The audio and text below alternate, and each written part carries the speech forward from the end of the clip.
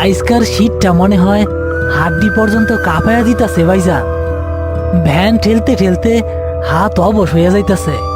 আরে লাশের লগে থাকলে শীত আর ডর দুইটা একটু বেশি লাগে।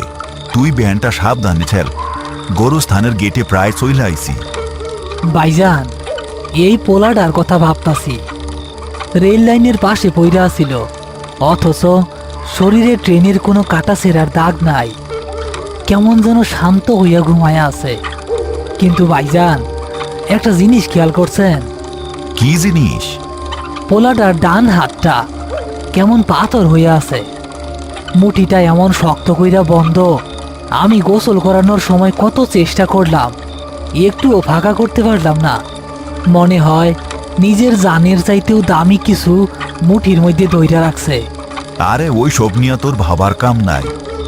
মরার সময় মানুষের অনেক অঙ্গ এমন শক্ত হইয়া যায়। আমরা আইছি দাফন করতে, দাফন করমু, চইলা যামু। কনকনে এই শীতের রাতে করিম আর রতন আজ এমন এক লাশ নিয়ে এসেছে যার কোনো দাবিদার নেই। গত 2 দিন মর্গে থাকার পরও কেউ এই যুবকের খোঁজ নিতে আসেনি। গোরস্থানের গেটে পৌঁছাতেই রতনের মনে হলো কুয়াশার চাদরটা যেন আরো ভারী হয়ে এলো। জব্বার ভাই, ও জব্বার ভাই, গেটটা খুলেন, অনেক রাইত হইছে তো। ভেতর থেকে টিমটিমে হ্যারিকেন হাতে জব্বার আলী এগিয়ে এলেন। হ্যারিকেনের আলো বাতাসে কাঁপছে, যেন যে কোনো সময় নিভে যাবে।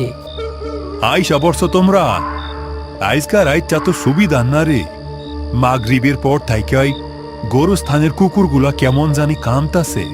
আমার কুয়াশাও তো দেখি আইজকা আকাশ থাইকা নাইমা আসতাছে।